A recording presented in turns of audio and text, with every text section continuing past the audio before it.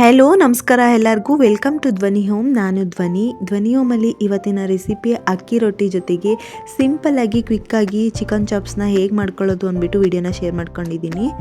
Night ಡಿನ್ನರ್ಗೆ ನಾನು ಮಾಡ್ಕೊಂಡಿದ್ದು ಹಾಗೆ ವಿಡಿಯೋನ ಮಾಡಿಕೊಂಡು ಕೂಡ ನೈಟ್ ನನ್ನ ರುಟೀನ್ ಹೇಗಿರುತ್ತೆ ಅಂತ ಅಂದ್ಬಿಟ್ಟು ವಿಡಿಯೋನ ಮಾಡಿಕೊಂಡೆ. ಇಲ್ಲಿ ಸ್ಟವ್ ಆನ್ ಮಾಡಿಕೊಂಡು ಒಂದು ಕಡಾಯಿನ ಇಟ್ಕೊಂಡು ಅದಕ್ಕೆ 4-5 ಸ್ಪೂನ್ ಆಗೋಷ್ಟು ಕುಕ್ಕಿಂಗ್ ಆಯಿಲ್ನ ಹಾಕೊತಿದ್ದೀನಿ. ಆಯಿಲ್ ಬಿಸಿ ಆಗ್ತಿದ್ದಂಗೆ ಸಣ್ಣದಾಗಿ ಉದ್ದ ಕಟ್ ಮಾಡಿರೋ ಒಂದು ಈರುಳ್ಳಿನ ಸೇರಿಸ್ಕೊತಾ ಇದ್ದೀನಿ. ಈರುಳ್ಳಿ ಜೊತೆಗೇನೆ ಹಸಿಮೆಣಸಿನಕಾಯಿನೂ ಅಷ್ಟೇ, ಅದನ್ನು ಉದ್ದುದ್ದ ಕಟ್ ಮಾಡ್ಕೊಂಡಿದ್ದೆ. ಖಾರಕ್ಕೆ ತಕ್ಕಷ್ಟು ಹಸಿಮೆಣಸಿನಕಾಯಿನ ಕೂಡ ಹಾಕ್ಕೊಂಡಿದ್ದೀನಿ. ನೆಕ್ಸ್ಟು ನಾನು ಚಿಕನ್ ಪೌಡರ್ನ ಆ್ಯಡ್ ಮಾಡೋದ್ರಿಂದ ಹಸಿಮೆಣಸಿನಕಾಯಿ ನೋಡ್ಕೊಂಡು ಹಾಕ್ಕೊಳ್ಳಿ, ಓಕೆನಾ. ಆ್ಯಂಡ್ ಇದ್ರ ಜೊತೆಗೆ ಟೊಮೊಟೊನೂ ಅಷ್ಟೇ ಸಣ್ಣದಾಗಿ ಉದ್ದುದ್ದ ಕಟ್ ಮಾಡಿ ಇಟ್ಕೊಂಡಿದ್ದೆ, ಅದನ್ನು ಕೂಡ ಸೇರಿಸ್ಕೊಂಡು ಟೊಮೊಟೊ ಸ್ವಲ್ಪ ಸಾಫ್ಟ್ ಆದಮೇಲೆ ಚಿಕನನ್ನು ನೀಟಾಗಿ ವಾಶ್ ಮಾಡಿಬಿಟ್ಟು ಸೇರಿಸ್ಕೊತಿದ್ದೀನಿ. ತುಂಬಾ ಟೇಸ್ಟಿಯಾಗಿರುತ್ತೆ ಆ್ಯಂಡ್ ಕ್ವಿಕ್ಕಾಗಿ ಕೂಡ ಮಾಡ್ಕೊಂಡ್ಬಿಡ್ಬೋದು. ಆ್ಯಂಡ್ ಇದ್ರ ಕಾಂಬಿನೇಷನ್ನು ತುಂಬ ಸಖತ್ತಾಗಿತ್ತು. ಆ್ಯಂಡ್ ಇದ್ರ ಜೊತೆಗೆ ನಾನು ಅಡುಗೆ ಅರಿಶಿನ ಕೂಡ ಹಾಕ್ಕೊಂಡು ಆ್ಯಂಡ್ ರುಚಿಗೆ ತಕ್ಕಷ್ಟು ಉಪ್ಪನ್ನು ಕೂಡ ಹಾಕ್ಕೋಬೇಕು. ಉಪ್ಪನ್ನು ಕೂಡ ಹಾಕ್ಕೊಂಡು ನೀಟಾಗಿ ಇದನ್ನು ಮಿಕ್ಸ್ ಮಾಡ್ಕೋಬೇಕು. ಮೀನ್ಸ್ ಚಿಕನಲ್ಲಿ ನೀರೆಲ್ಲ ಬಿಟ್ಕೊಳ್ಳೋವರೆಗೂ ನಾವು ಇದನ್ನು ಮಿಕ್ಸ್ ಮಾಡ್ಕೊಳ್ಳೋಣ. ಅದಕ್ಕೆ ಒಂದು ಲಿಡ್ಡನ್ನು ಕ್ಲೋಸ್ ಮಾಡಿ ಒಂದು 5 ನಿಮಿಷ ಇದನ್ನು ಚೆನ್ನಾಗಿ ಬೇಯಿಸ್ಕೊಳ್ಳೋಣ. 5 ನಿಮಿಷ ಆಗ್ತಿದ್ದಂಗೆ ಓಪನ್ ಮಾಡಿಬಿಟ್ಟು ಇವಾಗ ನಾನು ಇದಕ್ಕೆ ಶುಂಠಿ ಬೆಳ್ಳುಳ್ಳಿ ಪೇಸ್ಟನ್ನು ಹಾಕ್ಕೊತಿದ್ದೀನಿ. ಮನೆಯಲ್ಲೇ ಮಾಡಿರೋದನ್ನು ಯೂಸ್ ಮಾಡಿ, ತುಂಬಾ ಚೆನ್ನಾಗಿರುತ್ತೆ. ಔಟ್ಸೈಡ್ ಮಾಡಿರೋದು ಅಷ್ಟು ಟೇಸ್ಟ್ ಅಂತ ಅನಿಸಲ್ಲ. ಮತ್ತೆ ಒಂದು ಲಿಡ್ಡನ್ನು ಕ್ಲೋಸ್ ಮಾಡಿ ಚಿಕನ್ನ ಸ್ವಲ್ಪ ಬೇಯಿಸ್ಕೊಳ್ಳೋಣ. ಒಂದು ಲೋ ಫ್ಲೇಮಲ್ಲೇ ಬೇಯಿಸ್ಕೊಂಡ್ಬಿಡೋಣ. ಚಿಕನ್ ನೋಡಿ ಇಲ್ಲಿ ಒಂದು 60% ಚೆನ್ನಾಗಿ ಇವಾಗ ಕುಕ್ ಆಗಿದೆ. ಇದನ್ನು ಮತ್ತೆ ಇನ್ನೊಂದು ಸಲ ಮಿಕ್ಸ್ ಮಾಡಿಬಿಟ್ಟು ಇದಕ್ಕೆ ನಾನು ಇವಾಗ ಇದು ತೇಜು ಅವ್ರದ್ದು ಚಿಕನ್ ಪೌಡರ್ ಬರುತ್ತೆ ನೋಡಿ, ಅದನ್ನು ನಾನು ಯೂಸ್ ಮಾಡ್ತಾಯಿದ್ದೀನಿ. ಒಂದು ಪಾಕೆಟ್ ಫುಲ್ಲು. ಇದರಲ್ಲೂ ಕೂಡ ಉಪ್ಪು ಖಾರ ಇರುತ್ತೆ. ಸೊ ನೀವು ಉಪ್ಪನ್ನ ಮತ್ತು ಹಸಿಮೆಣಸಿನಕಾಯಿನ ಖಾರಕ್ಕೆ ಹಾಕ್ಕೊಂಡಿದ್ದೀರಲ್ವ, ನೋಡಿಕೊಂಡು ಸೇರಿಸ್ಕೊಳ್ಳಿ. ಈ ಪಾಕೆಟ್ ನಾವೇನು ಹಾಕ್ತಿದ್ದೀವಿ ಅದರಲ್ಲಿ ಉಪ್ಪು ಖಾರ ಇರುತ್ತೆ.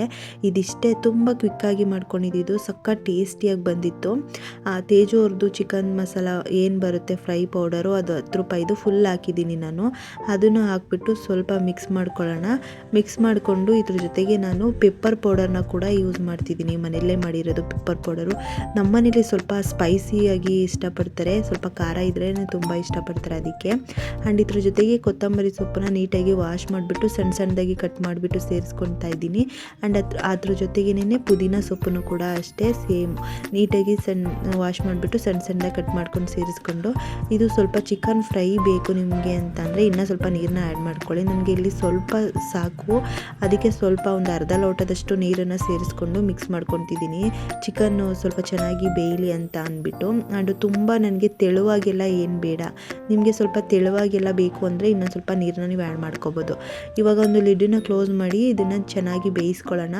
ಅಷ್ಟರಲ್ಲಿ ನಾನು ಅಕ್ಕಿ ರೊಟ್ಟಿನ ಹೇಗೆ ಮಾಡ್ಕೊಳ್ಳೋದು ಅಂದ್ಬಿಟ್ಟು ವಿಡಿಯೋನ ಶೇರ್ ಮಾಡ್ಕೊಂಡಿದ್ದೀನಿ. ಸ್ಟವ್ ಆನ್ ಮಾಡಿಕೊಂಡು ನಾನು ಒಂದು ಕಡಾಯಿನ ಇಟ್ಕೊಂಡು ಅದಕ್ಕೆ ನೀರನ್ನ ಸೇರಿಸ್ಕೊಂಡಿದ್ದೀನಿ. ನಿಮಗೆ ಅದು ರೊಟ್ಟಿ ಎಷ್ಟು ಬೇಕೋ ಅಷ್ಟು ನೀರನ್ನು ನೀವು ಸೇರಿಸ್ಕೊಳ್ಳಿ. ಆ್ಯಂಡ್ ಅದಕ್ಕೆ ಸ್ವಲ್ಪ ನಾನು ಅಕ್ಕಿ ಹಿಟ್ಟನ್ನು ಹಾಕ್ಕೊಂಡಿದ್ದೀನಿ. ಅದು ಚೆನ್ನಾಗಿ ಕುದಿ ಬರೋವರೆಗೂ ವೆಯ್ಟ್ ಮಾಡಿಬಿಟ್ಟು ಅದು ಯಾವಾಗ ಚೆನ್ನಾಗಿ ಕುದಿ ಬರ್ತಿರುತ್ತೆ ಆ ಟೈಮಲ್ಲಿ ನಾವು ಅಕ್ಕಿ ಹಿಟ್ಟನ್ನೆಲ್ಲ ಫುಲ್ ಸೇರಿಸ್ಕೋಬೇಕು. ಅಂದರೆ ಮುದ್ದೆ ಮಾಡ್ತೀವಲ್ವ ನಾವು ಅದೇ ಥರ, ಬಟ್ ಸಾಫ್ಟಾಗಿರಬಾರ್ದು, ಸ್ವಲ್ಪ ಗಟ್ಟಿಯಾಗೇ ಇರಬೇಕು.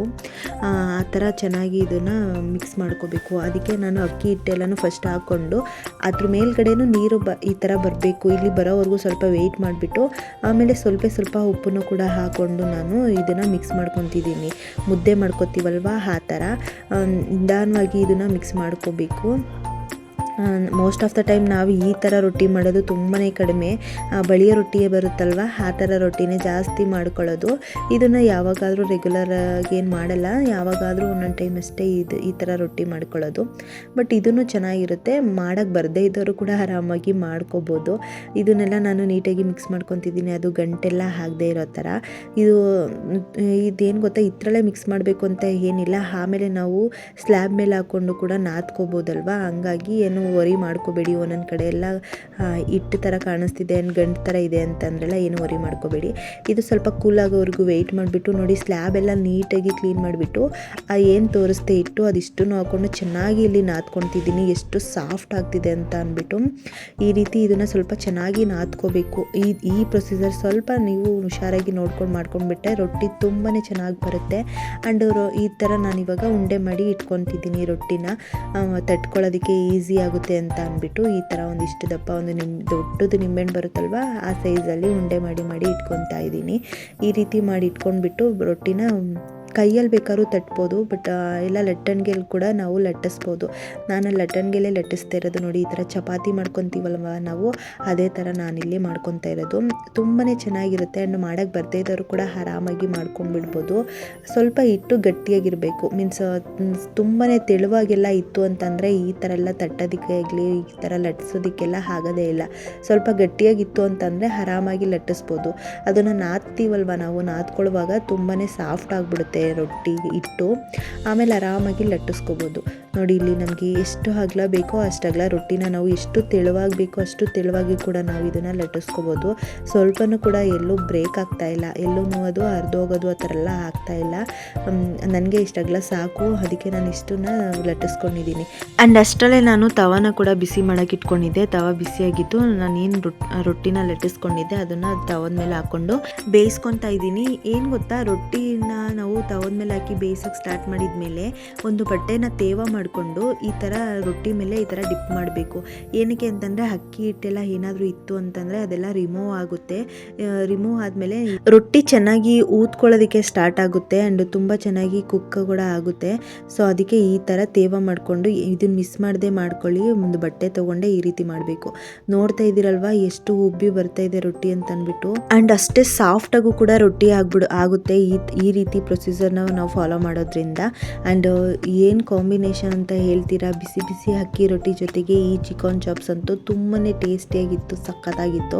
ಇದನ್ನು ಎರಡು ಸೈಡು ನಾವು ಬೇಯಿಸ್ಕೋಬೇಕು ನಿಧಾನವಾಗಿ. ಎರಡು ಕಡೆನೂ ಈ ಥರ ಟರ್ನ್ ಮಾಡಿದ್ರೆ ಎರಡು ಕಡೆನೂ ಈ ಥರ ಉಬ್ಬಿ ಬರುತ್ತೆ ರೊಟ್ಟಿ. ಒಳಗಡೆ ಎಲ್ಲ ತುಂಬ ಸಾಫ್ಟಾಗಿರುತ್ತೆ ರೊಟ್ಟಿ. ತಿನ್ನೋದಕ್ಕೂ ತುಂಬ ಗಟ್ಟಿಯಾಗಿ ಆ ಥರ ಎಲ್ಲ ಏನಾಗಲ್ಲ, ಸಾಫ್ಟಾಗೇ ಇರುತ್ತೆ. ಚಪಾತಿ ತಿಂತೀವಲ್ಲ ಲೈಕ್ ಅದೇ ಥರನೇ ರೊಟ್ಟಿನೂ ಕೂಡ ಇರುತ್ತೆ. ನೋಡಿ, ಈ ಥರ ಉಬ್ಬಿ ಬರ್ತಾ ಇದೆ. ಎರಡು ಕಡೆನೂ ನಾನು ಇದನ್ನು ಬೇಯಿಸ್ಕೊತಾ ಇದ್ದೀನಿ. ಇವಾಗ ಅದು ರೊಟ್ಟಿ ರೆಡಿ ಆಯಿತು. ಮತ್ತು ನಾನು ಬೇರೆ ರೊಟ್ಟಿನೂ ಅದೇ ಥರ ಬೇಯಿಸ್ಕೊತಾ ಇದ್ದೀನಿ.